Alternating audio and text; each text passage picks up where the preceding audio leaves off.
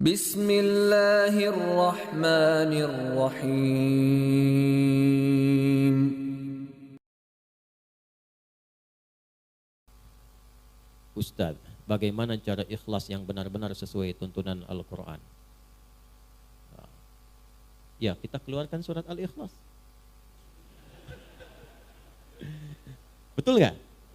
Cara ikhlas sesuai tuntunan Al-Quran, keluarkan surat Al-Ikhlas. Ya sudah. Apa itu ikhlas? Itu dulu cara ngajinya. Apa itu ikhlas? Apa itu ikhlas? Tulus. Apa itu tulus? Ikhlas. Ya. Itulah. Saya tulis ini ya. Baik. Dari belakang kelihatan ini? Oh, bagus. Saya tuh suka kagum ya. Kagum dimanapun berada. Bukan hanya di sini. Kalau saya bertanya kepada yang paling belakang, itu selalu kelihatan. Padahal belum saya tulis. Ikhlas. Ya, ini ya. Tuh, pelan-pelan. Ikhlas ini dari kata akhlasa asalnya. Akhlasa, yukhlisu ikhlasan. Akhlasa, gini. Akhlasa. Akhlasa itu asalnya dari kata khalasa tambah a. Itulah cepat membahasnya, singkat padat. A plus. Ya, ini kan awalan ini a nih, nah, tambahannya. Plus khalasa. Simpan a-nya dulu. Kita ke khalasa dulu. Khalasa itu asalnya sesuatu yang bening, yang enggak bercampur dengan apapun, yang murni. Makanya ini nih dalam bahasa Arab disebut dengan al-ma'ul khalis. Air bening, bukan air putih. Kalau air putih apa? Susu. Air putih apa? Ya. Kalau yang coklat apa? Teh. Yang hitam apa? Kopi. Yang putih apa? Kalau ini air apa? Bening. Nah, ini khalasa namanya. Khalasa. Kalau dibawa ke pemilik pelakunya disebut khalis. Ya, misalnya ada yang namanya khalis. Maksudnya apa? Orang itu seringkali menyaring segala yang keluar dari dirinya sehingga selalu bening, bersih. Makanya kalau ada orang namanya khalis, kata-katanya nggak boleh kotor. Karena itu bukan bagian dari cermin kebeningan hatinya. Catat itu ya. Termasuk pandangannya jangan memandang yang kotor. Karena itu bukan dari cerminan namanya. Itu khalasa namanya. Kalau kita ingin berusaha menyingkirkan yang kotor, menanggalkan, ditanggalkan, digelincirkan, izalah, tanggalkan supaya yang bersihnya saja yang muncul. Maka tambahkan hamzah di depan kata dasarnya. Dari khalasa tambah hamzah. Maka harakat ini huruf pertama kan kha fathah ya. Lihat ini, fathah. Fathahnya pindahkan ke depan. Jadi A, ini, sini A. Karena ini dipindah, maka ini mati, hilang. Jadi akhlasa. Akhlasa itu usaha yang sungguh-sungguh untuk menghilangkan yang kotor-kotor, yang mencampurinya. Sehingga nggak ada campuran lagi. Kalau ini air bening ada campurannya, saya bersihkan campurannya sehingga tersisa yang beningnya saja. Maka prosesnya disebut dengan akhlasa. Sudah? Sifatnya, karakternya, sifat yang membebaskan diri sudah hilang dari campuran sehingga bening saja, itu karakternya, sifatnya disebut dengan ikhlas. Di ikhlas itu asalnya keadaan yang murni, bening, yang tidak bercampur dengan motivasi atau keadaan apapun di luar dengan tujuan pokok yang ingin diraih. Misal, tujuan kita beribadah kan karena Allah kan? Nyembah siapa? Allah, ya. Wa ma khalaqtul jinna wal insa illa liya'budun. Kata Allah, aku enggak ciptakan jin dan manusia kecuali untuk menyembah aku. Maka kalau kita menyembah, nyembah siapa? Allah. Tujuan kita pada siapa? Allah. Maka jangan pernah nanti ada penyerta-penyerta, motif-motif lain yang menyertai ibadah kita sehingga keluar dari fokus. Keluar dari tujuan asal. Karena tidak sedikit nanti ada orang yang ingin ibadahnya seharusnya dilihat Allah karena Allah. Ibadah yang dikerjakan karena ingin diperhatikan Allah sifatnya disebut ihsan namanya. An ta'budallaha ka'annaka tarahu fa illam takun tarahu fa innahu yarak. Hadis Muslim hadis yang ke-8. Engkau berusaha menyembah Allah dan merasa diawasi sekalipun engkau tak mampu melihatnya. Itu ihsan namanya. Nah, ibadah yang ingin dilihat oleh makhluk bukan khalik disebut riya namanya. Riya. Imam mimpin.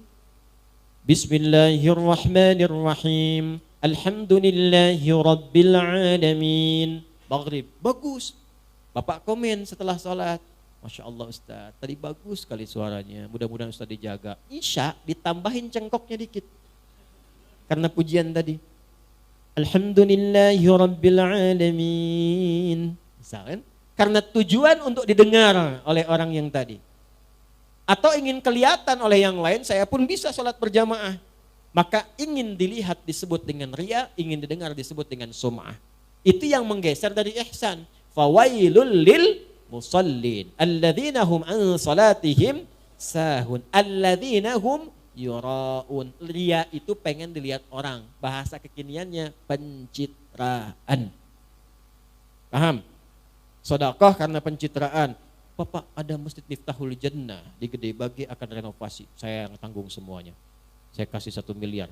Tapi tolong pasang spanduk dari Sabang sampai Merauke. Ini Haji Fulan, misal. Nah, itu riya namanya. Itu mencampur sesuatu dari yang pokok. Kalau kita ingin tepikan berusaha lillah, sifatnya disebut dengan ikhlas. Orang yang berusaha mewujudkan itu berusaha namanya mukhlis. Jamaknya mukhlisin. Nah, kita itu diperintahkan oleh Allah sepanjang ibadah usahakan yang ikhlas. Jadi usaha kita yang dilihat oleh Allah. Nanti Allah yang ngasih hasilnya. Orang yang berusaha untuk ikhlas disebut mukhlis, jamaknya mukhlisin. Turun surah Al-Bayyinah, surah 98 ayat 5. Wa ma umiru illa liya'budullaha mukhlishina lahud din. Kalau sudah dapat ikhlas itu diberikan oleh Allah dalam hati. Kalau sudah ada dalam hati, enggak pamrih. Dia enggak mikir apa-apa. Yang penting Allah ridha. Jadi walaupun dia ngasih ketahuan orang, dia udah enggak peduli dengan orang. Jadi ada level seperti itu ada. Sudah enggak ngaruh, mau muji mau enggak, kadang-kadang dia potong. Akhi, wah antum itu, ya udah. Itu mah rezekinya dia aja ditipin Allah sama saya. Kalimatnya itu sudah nyaman. Tertanam dalam jiwanya, fokus tujuan ibadah hanya lillah. Kalau sudah Allah berikan sifat ikhlas itu berubah dari mukhlis menjadi mukhlas. Ada ikhlas, ada mukhlis, ada mukhlas. Mukhlis, ada mukhlas. Kalau sudah mukhlas, maka tingkat ini adalah tingkat di antara yang tertinggi dari hamba Allah yang sulit ditembus oleh setan. Jadi setan itu kalau sudah ketemu orang mukhlas, dia sudah give up. Nyerah dia. Memang dia masih menggoda untuk menunaikan tugas gitu kan.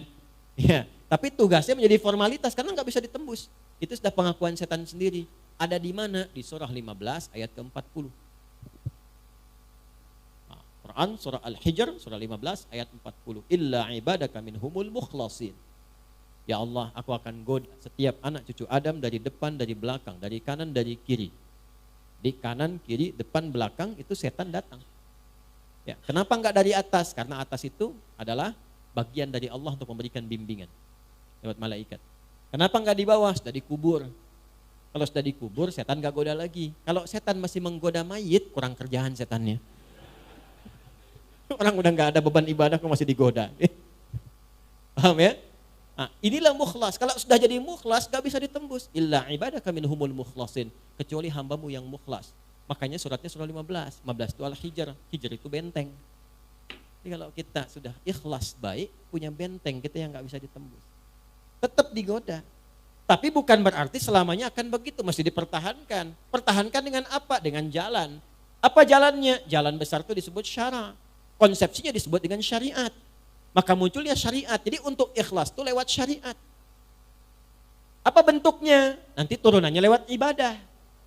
Apa di antara detilnya? Lihat aja, setiap ada kata yang membimbing pada keikhlasan, amalannya itu yang mengantarkan pada ikhlas. Di mana ditemukannya? Gampang.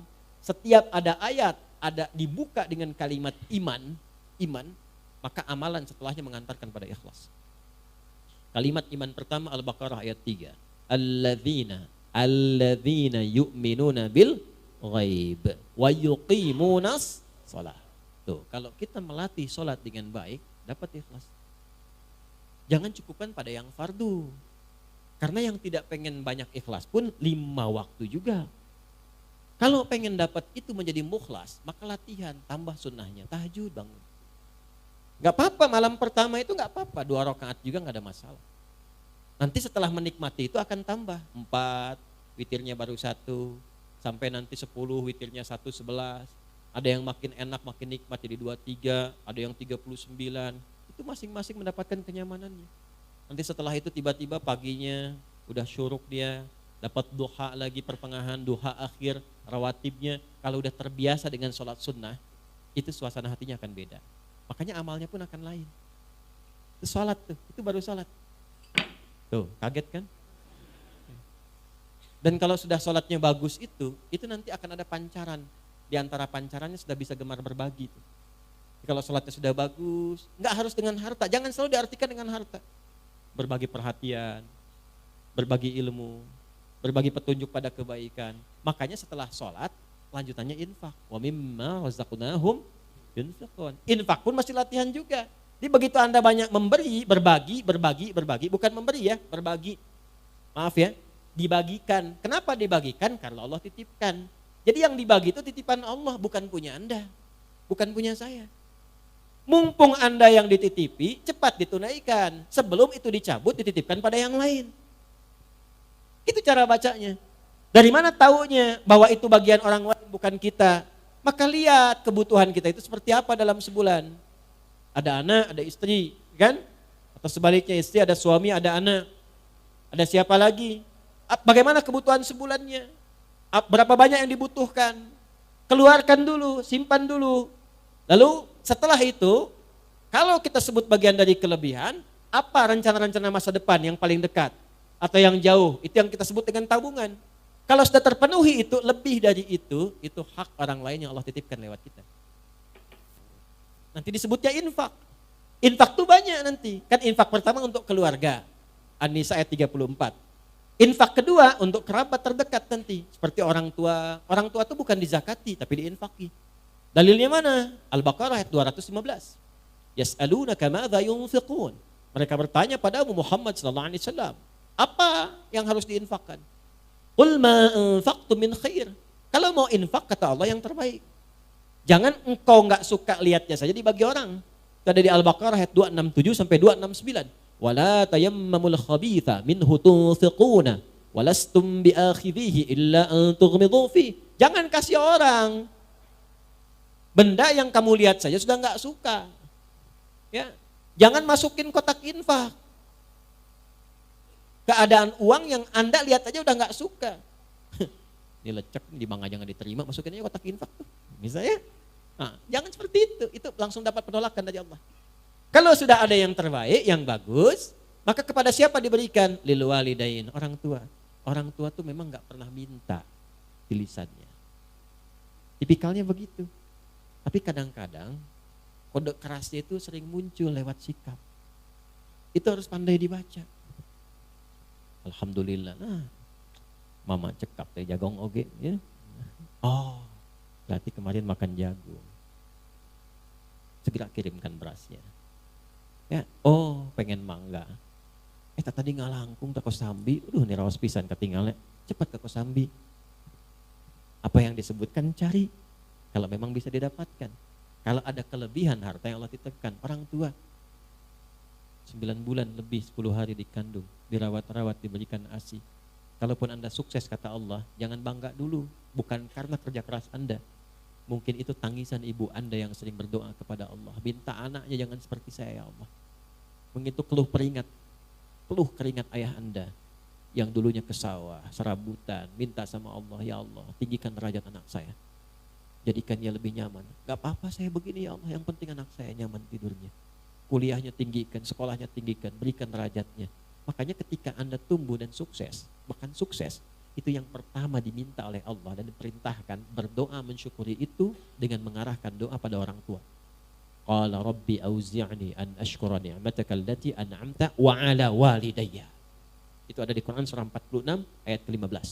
Kalau Anda merasa udah usia 40 tahun bahkan udah sukses, udah hebat, jangan membanggakan usaha Anda, kata Allah. Mungkin itu saham terbesarnya adalah amalan orang tua Anda. Maka dari itu kalau belum mampu memberikan sesuatu yang ya kalau membalas itu nggak mungkin. Yang bisa dilakukan adalah memberikan kasih yang sekiranya mendekati apa yang bisa dilakukan.